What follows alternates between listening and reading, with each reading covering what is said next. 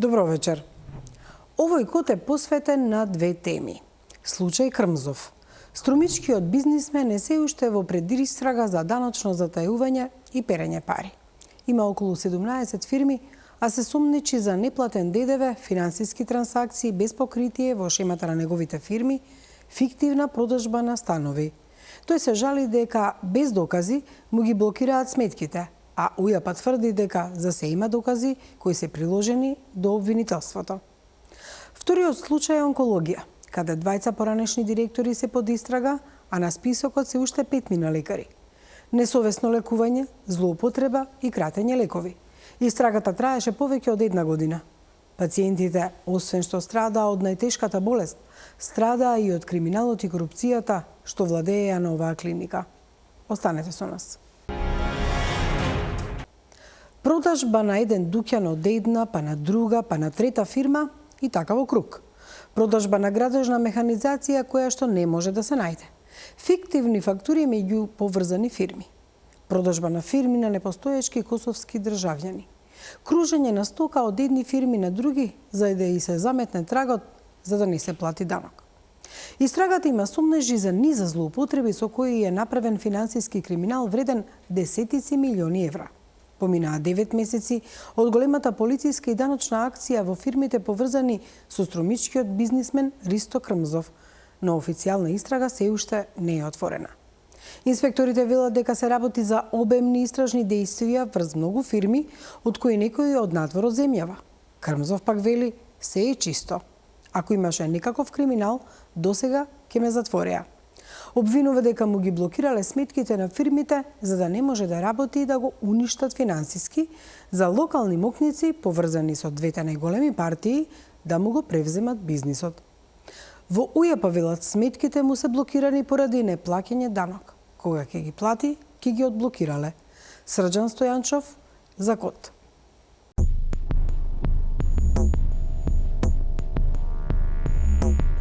Координиран притисок од различни институции за преземање на бизнисите на струмичкиот бизнисмен Ристо Крмзов или државата конечно дојде да си го наплати своето. Фирмите поврзани со Крмзов се сомничат за финансиски криминал вреден десетици милиони евра. Поминаа 9 месеци од големата полициска и даночна акција во овие фирми, но официјална истрага се уште не е отворена.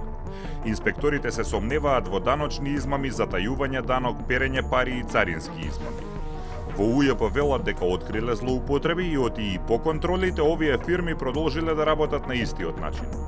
Управата за јавни приходи спроведе даночни контроли кај даночниот обврзник Крмзов МР Струмица и повеќе други даночни обврзници од Струмица, Куманово и Скопје кои имале меѓусебни деловни односи. Во контролите се утврдени меѓусебни деловни трансакции за кои постои сомневање дека се привидни правни работи, дека постои злоупотреба на договорните можности и други ситуации кои представуваат злоупотреби од даночен аспект. Управата за јавни приходи ги достави записниците од даночните контроли до надлежните органи за понатамошно постапување. Пред истрагата ја води обвинителството за гонење организиран криминал и корупција. Се истражуваат 15 фирми поврзани со неформалниот крал на текстилот од Струмица. Градежната фирма Крмзов МР, земјоделската Агрокрмз, бутиците Джокс Премиум, хотелот Вила Парк, транспортната Никфан Транс во собственост на неговата сопруга Марија, фирмите Минтикос Текстил, Сакаов Транс и Камилком СР на неговите внуци, но и Нетком Плюс и Дианита во собственост на негови соработници. Сите овие фирми имале меѓусебни деловни односи. Сметките на неговите фирми веќе 9 месеци се блокирани поради неплатени даноци.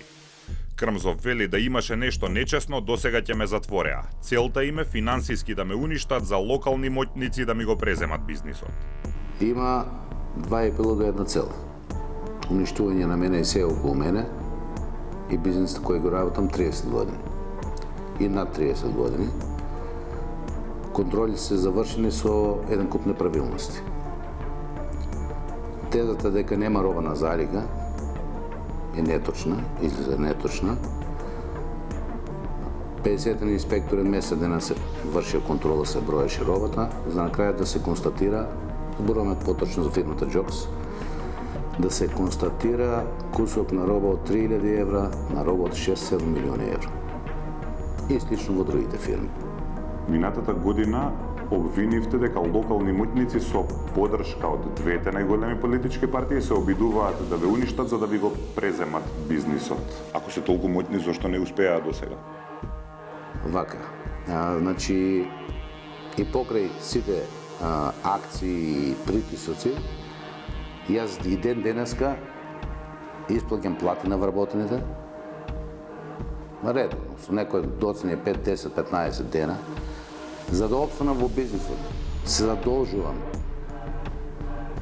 пари од разни фирми по заемици, кои до сега некои 6-7 милиони евра. Моментално имам некаде околу 10 милиони евра кредит, по основна кредит и по заемици, и сето тоа се позаемува само за да се опстане. Сите вработени добиваат плата, сите данъци се плаќаат, апсолутно. Не можем да ја разберам која е поентата, која е целта на таа акција. Ако некој краде данок, ќе го стави в джеп, ќе ги испразни фирмите. А јас се задолжувам и упорно ги држам вработени колку што можем. Да, имам стотина намалени вработени, од 500 околу 400. За да опстанам јас секој месец, ми требаат од 600 до 700.000 минимум евра по основ на плати и даноци. Што работа. Што всушност барате ви од УЈП? Значи, за некој период од 9 месеци ми имат земано некои 6-7 милиони евра од фирмите. Ги блокираат фирмите, а должат пари на фирмите. Не вршат пребивање, не вршат репрограми за одложно плаќање со гарант, дополнителни гаранции. Ако е смислата јас да се тргнам, окей, немам проблем. Најлесно ќе се тргнам и готово. Што правиме со вработените? Еве нека ги преземе владата со нивни механизми тие 400-500 вработени. Зошто да се мачиме секој месец по 600-700-800.000 евра да позајмувам пари за да работниците да не одат во други држави? Убедени сте дека нема да најдат ништо? Апсолутно. Затоа што истрагата е голема, ја водат неколку институции. Апсолутно. Значи јас сум спремен да одам до крај и до меѓународните судови и секаде. Еден дел од амбасадите се веќе се обавестени, ќе бидат обавестени и другите институции. Во УЈП пак велат нека си ги плати долговите, ќе го одблокираме. На неговите обвинувања дека управата му должи повеќе нему отколку што тој должи за данок, велат дека не им веруваат на неговите даночни пријави. Кога ќе завршат контролите, долгот ќе биде многу поголем, па сакаат да се осигураат дека ќе може да го наплатат. Велат не ги исполнува ниту условите за репрограмирање. Прокнижувањето на помалку пријавените даночни обврски во даночните картици на контролиран даночен обврзник се врши по одлучувањето по приговор по записник поднесен од негова страна. Во случајов точната состојба на даночни долгови или побарувања ќе се утврди по прокнижување на помалку пријавените даночни обврски со камата. Крмзов се жали дека при трансакциите меѓу фирмите УЈП го признава влезниот, а не го признава излезниот данок. Кога една фирма купува нешто од друга, треба да си го плати ДДВ-то, а првата фирма си бара поврат на ДДВ-то од УЈП. Според него, инспекторите ја признаваат таа фактура во едната фирма кога треба да се плати данокот, а истата фактура не ја признаваат во другата фирма кога треба да се побара поврат. Во УЈП се сомневаат дека се работи за фиктивни сделки. Едната фирма не го плаќа данокот, а другата си бара поврат. Неговата градежна фирма Крмзов МР на бутиците Джокс Премиум им продала деловен простор и градежна механизација, но УЈП не дозволува поврат на данок. Во УЈП велат дека ако некој изготви фактура за привидни работи, треба да си го плати и данокот од лажната фактура, а не може да добие поврат токму затоа што фактурата е лажна. Во случаите за кои според доказите се утврди дека се издадени фактури со ДДВ кои се однесуваат на привидни сделки, дека постои злоупотреба на договорите и слично, Управата за јавни приходи не може да потврди дека е веродостојна одбивката на влезен ДДВ кај другиот даночен обврзник. Од друга страна, согласно законот за ДДВ, ако некое лице во фактурата неовластено искаже ДДВ, тогаш го должи искажаниот износ. Инспекторите со кои разговаравме велат дека имало многу чудни трансакции меѓу неговите фирми. Еден деловен простор бил продаван од една на друга фирма, па од втората на трета и така во круг. Деловен простор во Струмица бил продаван за 10 до 18.000 евра за квадратен метар, што ги подгрева сомнежите за перење пари. Крмзов не се согласува со тие оценки. Обвинува дека шефовите на Струмичкото УЈП им ги кинат записниците на инспекторите во кои се констатира дека кај него не се најдени неправилности и ги тераат да прават нови. Каква е да фиктивна фактура кога е влезена во привед и е платен данок? Не постои поим фиктивна фактура. Или е фактура или не е, или е промет или не е. Нема фиктивна фактура. Сето тоа го прави Никол Чернунчев, главниот мозок на организацијата, на акцијата, уште од времето на Сања Лукаревска и Блајца Стојанова за време на СДСМ, а продолжува и денес со Валентина Петрова, Величка Кармазичева и Александар Николов од Струмица. Ова се сериозни обвинувања. Слободно може да ме тужите. Имате докази? Слободно. Нека ме тужите. Во УЈП пак велат дека раководителите совесно и законски си ја вршат работата. Сите даночни решенија од Управата за јавни приходи се донесени согласно соодветни одредби од Законот за даночна постапка, кои ја утврдуваат постапката за присилна наплата. Даночниот обврзник има право на тужба против даночното решение до Управен суд. Во случајов Управниот суд има донесено пресуди со кои ги потврдува решенијата на Управата за јавни приходи. Секој даночен службеник во Управата за јавни приходи има работни задачи и одговорности утврдени во правилникот за систематизација на работни места, при што постои хиерархија во изготвувањето, контролирањето и одобрувањето на даночните акти. Ако една фирма и должи пари на друга, а другата должи за данок и нема пари да го плати, тогаш Управата за јавни приходи има право да ја блокира сметката на првата фирма за да се осигура дека ќе си го наплати данокот. Крмзов вели дека токму затоа преку компензации и продажби ги затворил побарувањата меѓу фирмите. Дециден е дека при секоја трансакција е плаќан данокот. Истрагата исто така го сомничи дека продал градежни скелиња како отпадно железо, а ги прикажал како градежен шут. Се сомничи и за извлекување огромни суми пари од неговите фирми на име на материјални трошоци и од и книговодствените податоци не соодветствуваат со реалната состојба. Тој бара од УЈП да дојдат во повторна контрола, но инспекторите се сомневаат дека во меѓувреме ја наштелувал книговодствената евиденција. Крмзов обвинува дека е под напад и од други институции.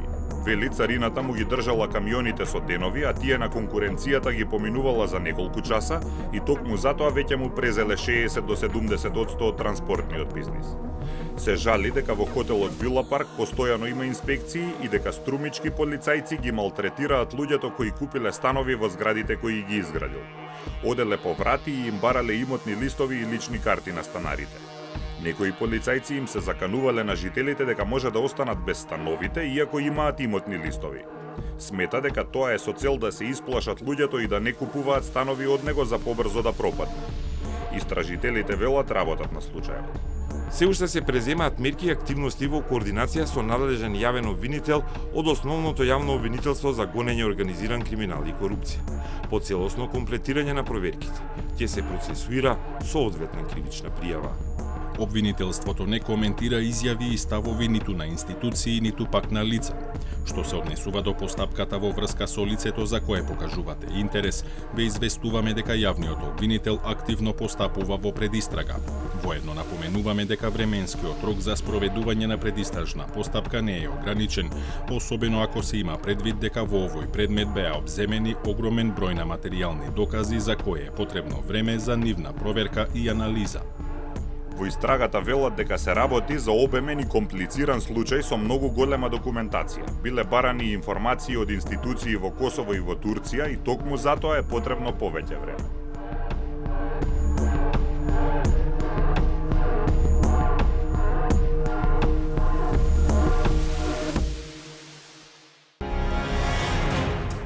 Кот уште минатата година го истражуваше случајот со продажба на дел од фирмите на Крмзов на косовски државјани, кои подосна се испостави дека не постојат. Еве дел од таа архива. Според информациите на Кот, обвинителството за организиран криминал одзело документација за уште најмалку 6, помалку или повеќе непознати фирми кои се од голема важност за истрагата. Гимаши компани, Лисав компани, Лантус Комерц, Анерас компани, Хант Осој Трейд и Окитна Трейд. Заедничко за овие фирми е што се основани во Струмица, продадени на косовски државјани и преселени во Скопје. По продажбата фирмите почнуваат да книжат загуби. Гимаши компани е основана во Струмица под името Винас Текстил. Ристо Крмзов ја купува фирмата во 2019-та, а 2 недели подоцна му ја продава на Горанчо Трајков, кој пак во 2023-та му ја продава на Беким Гаши од Гнилане, кој пак ја сели во Скопје и ја преименува во Гимаши компани. Анерас компани е основана во Струмица под името Арена Метал ЛТ. Ристо Крмзов ја купува во ноември 2019-та, а 2 месеци подоцна му ја продава на Горанчо Трајков. Тој во 2022-та му ја продава на Едон Мемети од Косово поле, која сели во Скопје и ја преименува. Васе Панајотов, внук од сестра на Ристо Крмзов, во 2021-та му ја продава фирмата Васил ВК компани од Струмица на Бесим Руди од Гнилане, која сели во Скопје и ја преименува во Лантус Комерц. Зуле Кармзова, внука од брат на Ристо Крмзов, во 2022-та му ја продава фирмата ММР компани на Арсим Бериша од Косово поле, која сели во Скопје и ја преименува во Лисав компани. Зуле Кармзова истата година му ја продава и фирмата Актико Текст на Екзом Бериша од Косово поле, која сели во Скопје и ја преименува во Окитна Трейд. Васе Панајотов истата година му ја продава фирмата Хантонос на Аги Мимери од Митровица, која сели во Скопје и го менува името во Хантосој Трейд. Независни извори поврзани со истрагата за Код велат дека дел од косовските државјани кои се сопственици на фирмите не постојат. Засега има 5 такви лица. Граничните служби не регистрирале влез или излез од земјава на лица со такви пасоши, а на официјалното барање од македонските институции, косовските власти одговориле дека пасошите со тој број им се издадени на сосема други лица. Заедничко на овие 6 фирми им е тоа што ги исклучиле договорите за преземање на фирмите и се регистрирале во Централниот регистар преку ист нотар и ист адвокат кои исто така се предмет на интерес. Токму последните 2 фирми, Окитна Трейд и Хантосој Трейд, во изминатата година влегоа во фокусот на јавноста откако УЈП утврди дека должат по 10 милиони евра за данок. Тоа ја отвори Пандорината кутија, па потрагата по парите дојде и до Ристо Крмзов. Извори во истрагата за Код велат дека токму тие 2 фирми можеби не се почеток, туку крај на истрагата, односно местото каде што завршуваат парите. Даночни експерти со кои разговаравме велат дека кога некој има многу фирми, веднаш предизвикува сомнеш дека нешто сака да скрие.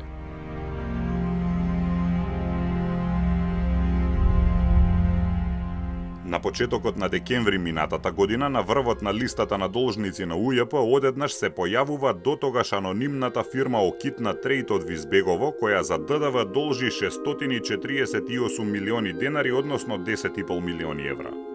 На листата, објавена на 7 декември, стои дека овој долг е доспеан до крајот на август, а неплатен до крајот на ноември 2023-та. Дотогаш најголемите должници имаа неплатен долг од околу 2 милиони евра. Од нигде никаде се појавува фирма која за неплатен данок должи 5 пати повеќе од дотогаш најголемите должници. Веќе наредниот месец, во јануари годинава, се појавува уште една речиси анонимна фирма. Хантосој Трейд од Киселавода во Скопје за неплатен ДДВ должи над 656 милиони денари или 10,7 милиони евра. Двете фирми се на косовски државјани кои ги купиле од членови на семејството Крмзов. Во 2023 година УЈП испратила инспектори да ја прочешлаат документацијата на овие 2 фирми. Во книговодственото биро во Струмица им рекле дека фирмите се продадени и документацијата не е кај нив, туку кај новите сопственици. Според приложените докази, инспекторите утврдиле дека постојат само излезни, но не и влезни фактури. Пресметале дека според излезните фактури направениот долг на секоја од фирмите бил по 10 милиони евра. Со оглед на тоа што долгот бил направен додека фирмите биле во сопственост на Крмзови, за враќање биле задолжени поранешните сопственици Зуле Кармзова и Васе Панајотов. Тие тврдат дека не должат ни денар и оти сите даноци се платени. Нивните адвокати побарале од УЈП да ги укине решенијата за наплата и побарале од управата да направи нова контрола за да им приложат докази дека даноците се платени. Во УЈП сметале дека нема потреба од нова контрола. Несовесно лекување, злоупотреба, кратење на лекови, доцна употреба на биолошка и таргет терапија. Сето ова беше дел од описот за обвинението поднесено против 5 лекари и директори на клиниката за онкологија.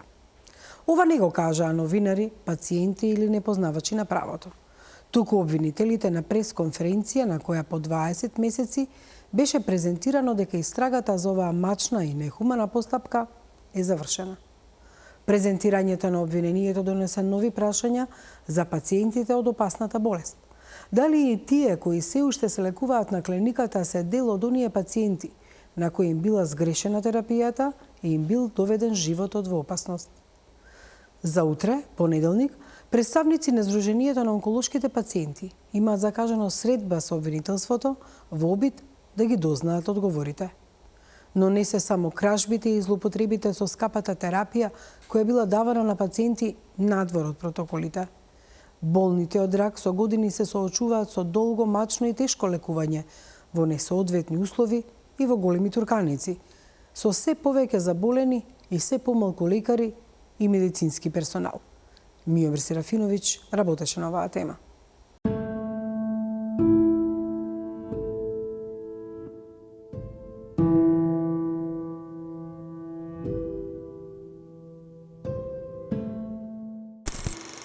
Тешко го нарушил здравјето на пациентите. Свесно или несвесно го загрозиле животот на пациентите и редовното функционирање на клиниката. Дали таквото лекување и евентуално непочитувањето на протоколите овозможува и некаква друга корист за обвинетите. Одредувале терапија со лекови од новите генерации во фаза на лекување кога било многу очигледно дека пациентот од таквиот лек воопшто нема да има корист поради лошиот перформанс статус и немање време да се развие механизмот на дејствие. Овој предмет мора да биде лекција за сите надлежни и одговорни да се зафатат со унапредување на протоколите и на правилата и прописите за работа на сите здравствени установи. 5 лекари и екс-директори на онкологија во четвртокот на 22 мај добија обвинение. Многу сериозни зборови за медицински третман на пациентите соочени со најтешката болест. Истиот ден попладнево, околу клиниката беше тивко. Пациентскиот бран е претпладне, но терапија се прима во текот на целиот ден, па пациентите во тишина влегуваа во зградата, каде се бара лек за олеснување и продолжување на животот. Во зградата, која поради неколку доктори стана и сцена на злосторство. Обвинителството наведе дека 29 пациенти примале несоодветна терапија поради што е поднесен дел од обвинението, а за други 5 пациенти биле фактурирани несоодветни количини на онколошка терапија. Најголемото прашање е кои се тие пациенти, бидејќи многумина претпоставуваат дека спаѓаат во категоријата пациенти чие здравје директно било загрозено. Ни требаат повеќе информации, посочи пациентката Ана Марјановиќ, со која се видов еден ден после покренувањето на обвинителниот акт. Јас вчерашниот ден го поминав на телефон со пациенти кои што постојано се јавува и прашуваат дали се тие меѓу оние кои што е најдено несоодветно лекување. Веќе закажавме средба во обвинителството, сакаме да добиеме повеќе информации во однос на тоа колку истории се разгледувани, колку пациенти биле, од која група на пациенти станува збор. Се со цел на оние пациенти, како што знаеме, канцерот се лекува со години. Голем дел од тие пациенти се уште на лекување на онколошката клиника и ни требаат малце повеќе информации во однос на тоа во кој дел од историите се пронајдени овие пациенти кај кои што е утврдено дека несовесно се лекуваат. Најважно прашање е размерот и процентот на несовесното лекување. Од колку прегледани пациентски досиеа е добиена бројката 29 за несовесно лекувани.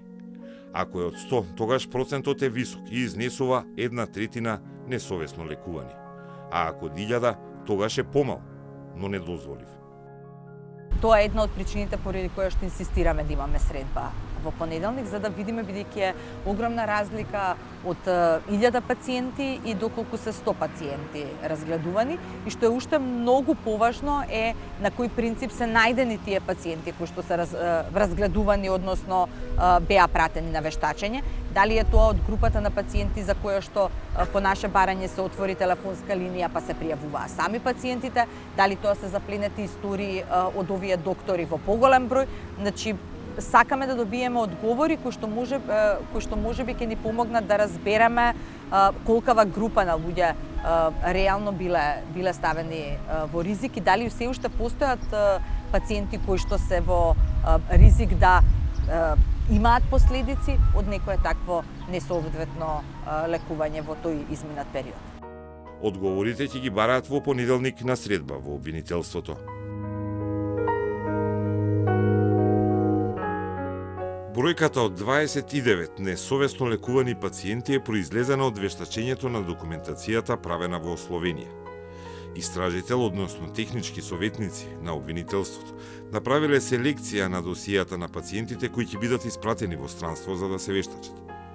Биле испратени 65, а во речиси половина од овие досија, во 29 од избраните досија. Вештачењата покажале дека пациентите со начинот на примање на биолошка или друга терапија, како што стоело во документите во досијата, биле несовесно лекувани. Односно, тешко им било нарушено здравјето. Бројката не е од сите досија на пациенти кои се лекувале кај обвинетите лекари или примале соодветна терапија, одговорот го нема. Колку луѓе кои се бореле со канцер биле третирани на таков опасен и незаконски начин. А таа бројка на несовесно лекувани ќе мора да се утврди точно, бидејќи пациентите го бараат одговор. Дали половина од сите пациенти биле лошо третирани или процентот 45 се однесува само на вештачените лекарски досија, а не како процент во генералната бројка на пациенти.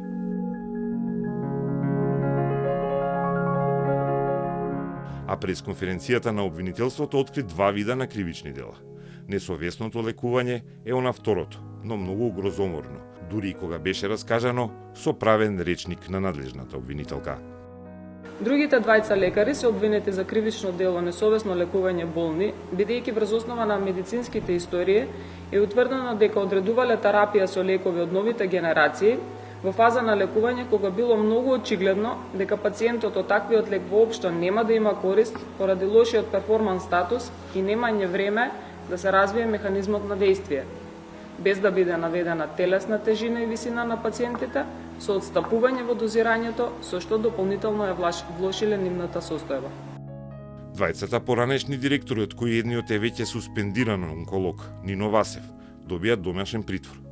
Васев е обвинет и за несовесно лекување и за злоупотреби на директорската позиција, а поранешниот организацијски, економски директор, Нехад Нухи, е обвинет за злоупотреба со терапијата која се регистрирала како издадена на определени пациенти, но не завршувала во нивните вени. Сомнежот е дека е давана или продавана на други заболени. Кај современите биолошки терапии утврдено дека на определени пациенти им било впишувано дека им била дадена терапија, но не во временскиот рок кога требало да ја добијат, туку 3 или 4 недели порано, со прерано давање терапија. Животот и здравјето на пациентот се става во ризик. Доколку пак не била ставана таа терапија, туку само впишувана, тогаш значи дека била аплицирана или продадена на некој друг. Обвинетиот медицински директор, помогнат од организацијскиот директор, извршил и кривично дело проневера во службата, бидејќи преку постапките за јавни набавки набавил количина на лекови која имал намера да ја присвои, па откако со свој подпис ќе го препишал и одобрил лекот, дел од лековите фиктивно ги раздолжувал, односно не ги аплицирал на пациентите во чие име овие лекови биле требувани.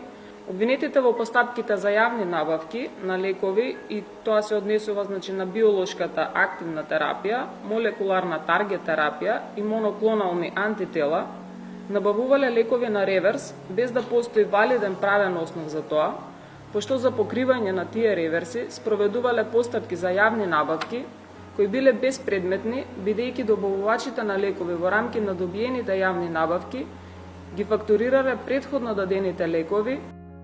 Истрагата беше отворена пред 20 на месеци, во септември 2023. Најголемиот дел помина во чекање на скапото вештачење. Сега ќе се чека датум за почеток на судењето, за да се утврди дали лекарите се виновни или не. Секој има во оваа држава право да биде невин додека не се докаже на суд дека е тоа така. Станува збор за врвни стручњаци кои што имаат спасено многу животи, меѓутоа тоа па од друга страна, доколку сите обвиненија се точни, никого не го изема од одговорноста дека на одреден број на пациенти нанел штета, во овој случај можеби и по животот. И лекарската комора ќе го чека крајот на судењето за кое е поднесено обвинение, со очекување да се расветли целиот скандал. На поднесувањето на обвиненија за случајот гледаме како на чекор напред кон расветлување на случувањата на ЈЗУ клиника за онкологија и радиотерапија, што очекуваме да добие правна завршница со носење на соодветни судски одлуки. Но подсетуваме дека и за овој случај, како и за сите други, треба да се почитува презумпцијата на невинност на обвинетите додека во судска постапка не се утврди конкретна одговорност за делата за кои се товарат. Тројца од обвинетите онколози се уште работат со пациенти, а обвинителството побара мерки за обезбедување на нивното присуство во текот на судењето. Не сите онколози и лекари се лоши и го кршеле законот врз грбот на пациентите, порача и државниот обвинител. Да ги уверам на пациентите дека и покрај констатираните кривични дела за кои иницииравме судска постапка, на клиниката за онкологија работат и честни професионалци кои си ја знаат работата и во кои треба да се има довера. Со отварањето на скандалот се сменија многу работи на клиниката, иако онкологија и натаму е мрачна дестинација каде се оди со многу надеж за медицинска помош. Дали се смени барем односот, односно начинот на лекување и пристапот од она што може пациентите да го забележат? Има измени на онкологија. Една од измените е многу повеќе се користи конзилиарното мислење и за пациентите кои што се со метастатски канцер се прават работни групи во кои што колективно се одлучува за понатамошниот третман. Има измени во тоа како се издава терапијата. Во овој момент на онкологија не можете да подигнете терапија доколку тоа не е подпишано, доколку тоа не е одобрено.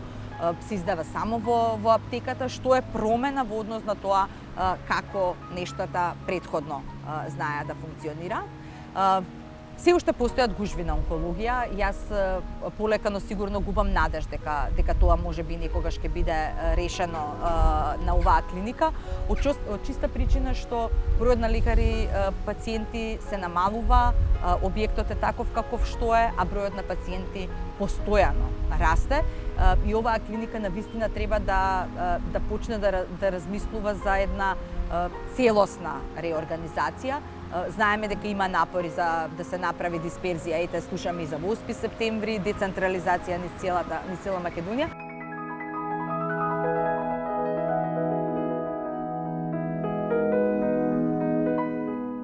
Меѓутоа, како пациенти се уште имаме сомнеж во тоа, од проста причина што сметаме дека останатите центри не се подготвени да примат еден ваков број на пациенти и со едни вакви потреби. Јас уште не одам накажав дека тоа што ќе се прима терапија во 8 септември, не знам како ја растаретува онкологија. Вие кога тоа се протоколи. Значи вашето лекување започнува и трае на почетокот со месеци, потоа со години. Еден е докторот кој што ве води. Вие пред секој третман, односно пред аплицирање на терапијата, треба да влезете кај тој доктор ви прави крвна слика, правите консултации, па дури по гледањето на тие резултати ќе одите во дневната болница да ја примите терапијата. Како тоа ќе биде решено? Да вие имате матичен, да го речеме матичен онколог на клиниката за онкологија, ја примате терапијата на клиниката 8 септември, навистина мене како пациент ми е несватливо. Можеби тие како медицински лица имаат некоја поинаква визија на тоа како ќе биде тоа решено за пациентите. Но има уште многу за подобрување. Недостасуваат многу работи пред се системски решенија. Постојано се зголемува бројот на пациенти заболени од канцер. Постојано се намалува бројот на лекари и медицински персонал. Состојбата во Македонија, ќе го наречам хаосот во административниот дел и во овој момент чекањето на нов министер, само ги одолжува овие решенија за кои што сме се бореле, кои што сме ги постигнале, сме направиле некаков успех.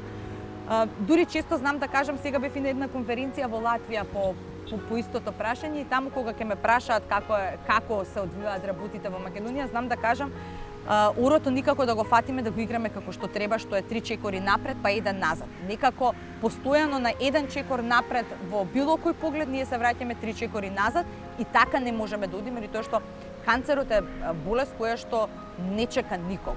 Значи прогресијата кај одредени типови на канцери некај сите може да биде многу брза и сите тие препреки административни кои што ние ги имаме во навремено објавување на тендер, чекање да се одобри тендер, па потоа постојат компликации, некој се пријавил, направил нели приметба, односно жалба на тој тендер, сето тоа го сложнува процесот за пациентите да добијат терапија, а од друга страна се бориме со некоја болест која што бара континуитет, бара постојана терапија, за да се видат резултатите од таа терапија. Во целата состојба, истрагата и обвинението за еден случај, доцнењето на терапијата и тендерите поради распоредот на приоритети во ресорот и мали финансии за нови лекарства на државна сметка. Пациентите не ја губат вербата во сопствената битка, која ја водат на клиниката за онкологија.